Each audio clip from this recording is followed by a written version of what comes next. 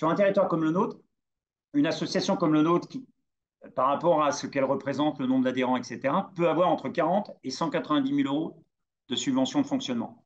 On a délibérément, pour des problèmes politiques, des problèmes d'indépendance, mais parce qu'on est arrivé aussi, il n'y avait pas de cette reconnaissance, etc., on n'a pas eu le droit d'accéder à ces budgets de fonctionnement.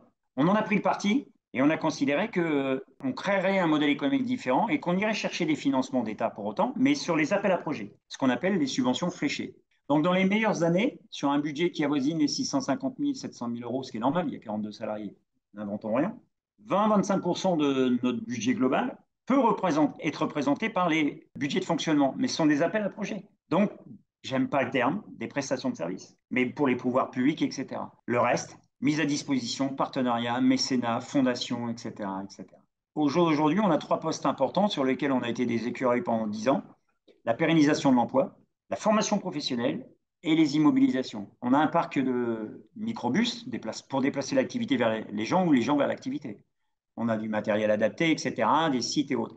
Et on avait dit qu'il fallait qu'on s'approche un jour d'une autonomie financière d'au moins 1 an pour assurer l'avenir. Et quand vous avez 42 salariés, il vous faut 3 à 6 mois de trésorerie d'avance, on ne sait jamais ce qui peut arriver. Donc, notre modèle, il a été fondé sur ça. On ne dépense pas ce qu'on n'a pas. Aujourd'hui, on pourrait avoir des voitures de fonction, etc. Non, non, non. Le comité directeur n'a aucun frais de remboursement. Le président va à Paris avec sa voiture. Merci, Joël.